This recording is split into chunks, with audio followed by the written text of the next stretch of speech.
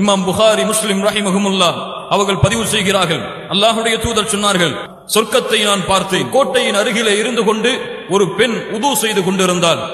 நான் கேட்டேன், என்னை அழைத்து சென்ற வானவரிடத்திலே கேட்டேன், இது யாருடைய கோட்டை? லிமன் ஹாதல் கஸர், இந்த சொர்க்கத்திலே இவ்வளவு அலங்காரமாக இருக்கக்கூடிய இந்த கோட்டை யாருடைய கோட்டை? அப்போது சொல்லப்பட்டது, குறைஷி வாலிபருடைய கோட்டை. இது யாருடைய கோட்டை? சொர்க்கத்திலே இருக்கக்கூடிய இந்த கோட்டை குறைஷி வாலிபருடைய கோட்டை. இது முஹம்மது ரசூலுல்லாஹ் ஸல்லல்லாஹு அலைஹி வஸல்லம் சொன்னார்கள், நான் எண்ணிக்கொண்டேன் அந்த குறைஷி வாலிபன் நான் தான் என்று. மீண்டும் உறுதிப்படுத்துவதற்காக கேட்டேன், யார் அந்த குறைஷி வாலிபர்? அவர்கள் சொன்னார்கள், உமர் இப்னு அல்-கத்தாப் ரலியல்லாஹு அன்ஹு. அல்லாஹு அக்பர், உமர் அவர்களுடைய கோட்டை என்று. அந்த மாளிகையில் நுழைந்து பார்க்க வேண்டும் என்ற ஆசை வந்தது உமரே. உன் ரோஷத்தை நினைத்து பார்த்தேன் உமரே. சுப்ஹானல்லாஹ், உன் ரோஷத்தை நினைத்து பார்த்தேன் உமரே. அந்த கோட்டைக்குள் செல்லாமல் திரும்ப வந்து விட்டேன். அல்லாஹு அக்பர்.